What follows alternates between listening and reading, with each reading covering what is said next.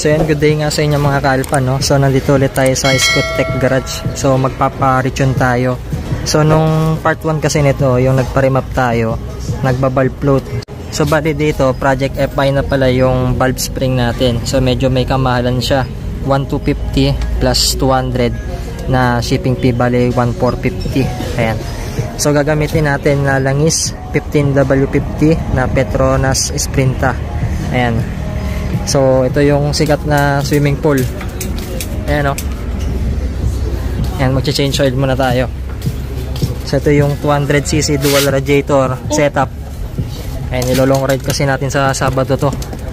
Ayan, so si MF Works yung nag-build dito. Apex. Ayan, 700 Odo. Nag-iiba talaga yung ano. Plus Odo na to.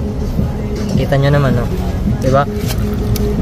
So dito pala, kaya paparisyon din natin, pinapalit ko yung screen nito sa loob, pati yung tip. So bali, yung dati kasi shark tip, 2 media, ngayon 2 na lang to, 2 inches, diretso yan. So nabubulahaw kasi tayo, sobrang ingay. 900 ml yung ilalagay natin dito. Yung kulat ko, di mo na dinagdagan yan? Hindi pa. Simula nung nakuha ko sa iyo yan, hindi ko pa dinadagdagan. Yan, another change modification ng pipe. Another retune na naman. Kariwan nung Sunday dapat kasi. Hindi niya totally nakalimutan. Dapat magkikita kami. Ay, isa sa kanya.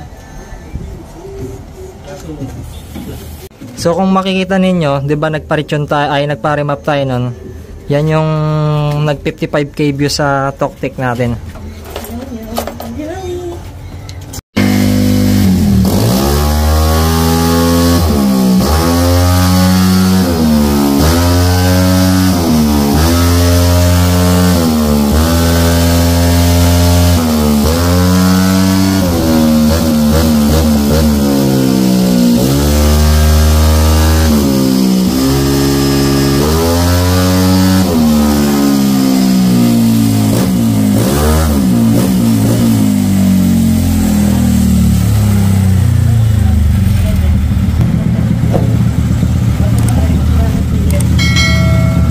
Katotohanan na to.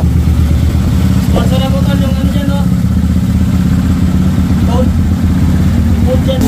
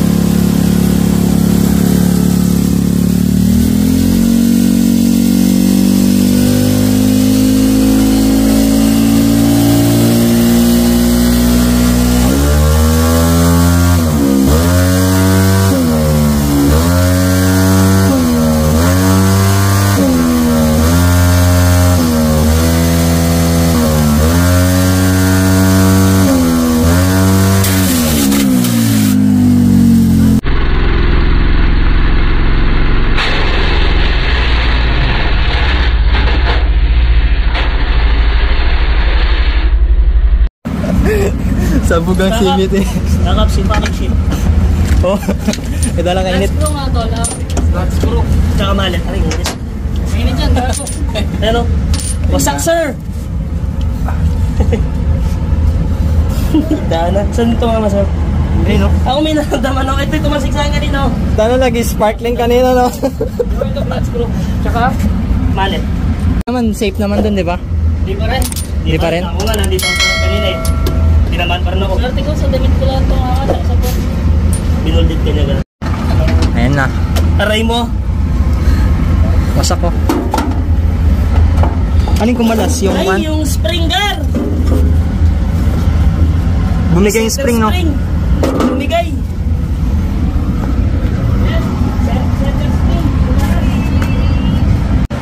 And kumalas na yung kan natin, center spring.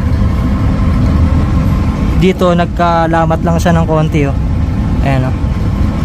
Sumabog yung center spring.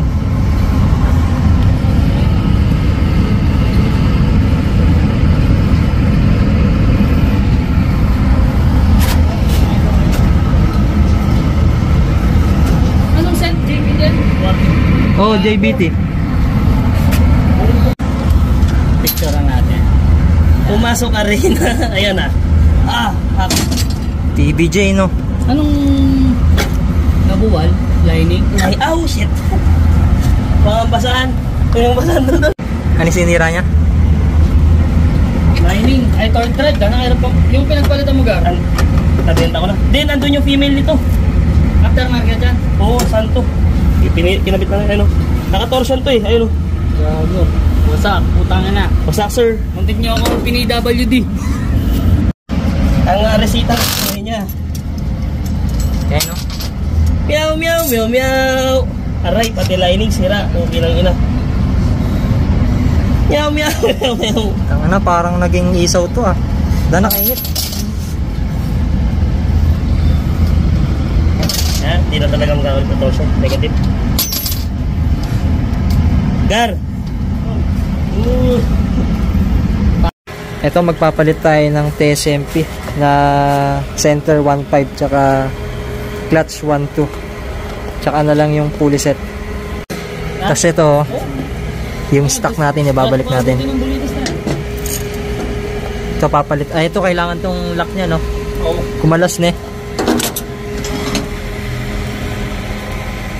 And pakita natin yung pagkawasak ng CVT cover, oh. Grabe, solid. Yan, oh. Kaya kailangan pagka nagdaday, no, lumalayo kayo kasi pwede kayo matamaan ng debris.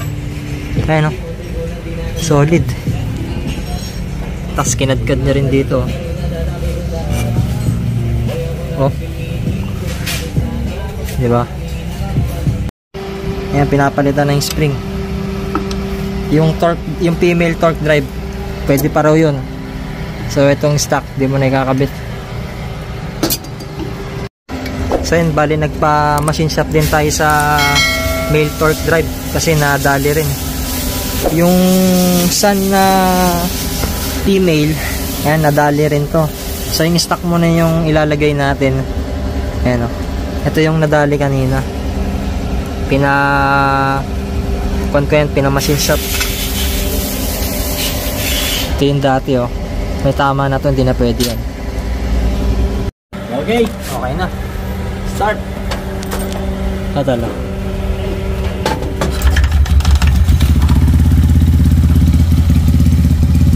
Pwede na ulit. So yan, it's alive. Katotohanan na to.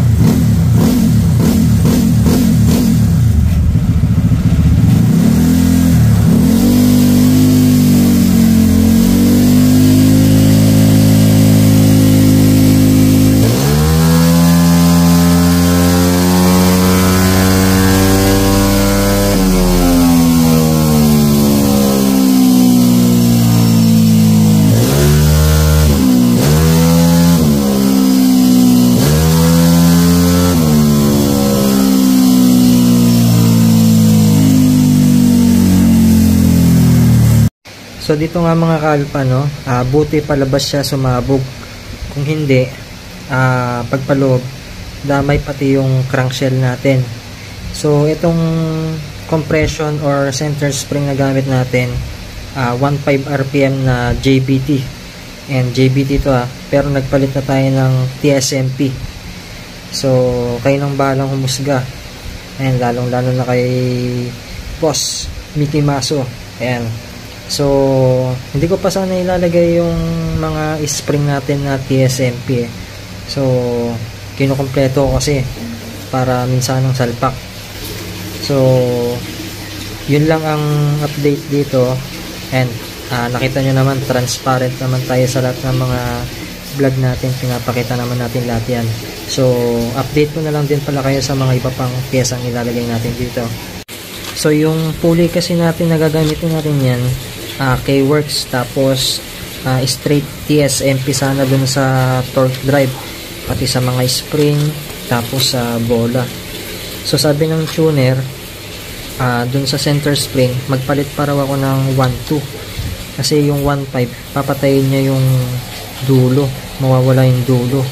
So kailangan mag 1.2 tayo na clutch. Ito clutch to 1.2, tapos yung sa center magpalit pa raw ako ng 1.2. And then yung bola natin, mag-tune pa rin tayo, pero bumili tayo rito pang combination 11 grams tsaka 12 grams. Ayan, pakita natin para maniwala kayo, 11 tsaka 12 grams to. And then ito pa yung mga ilalagay natin, inipon ko lang din talaga. Yung ibang pyesa nandun sa mekaniko. Ayan, so ito maglalagay din tayo ng oil catch. Ayan. So pagkargado kayo, mataas na yung cubic centimeter nung block ninyo or nung set ninyo, kailangan nyo na lang magpalit nito. So bibili na lang din ako ng hose. So itong oil catch, ayan siya. So nasa around 700 plus to. Ayan yung itsura nyo. And then ito may kasama na siyang air filter, tapos yung mga nilalagay rito. So yun lang, abang-abang lang kayo mga kalpa. At i-update ko na lang kayo dito sa next vlog natin, no? So, yun lang mga kalpa, and thanks for watching. Goodbye.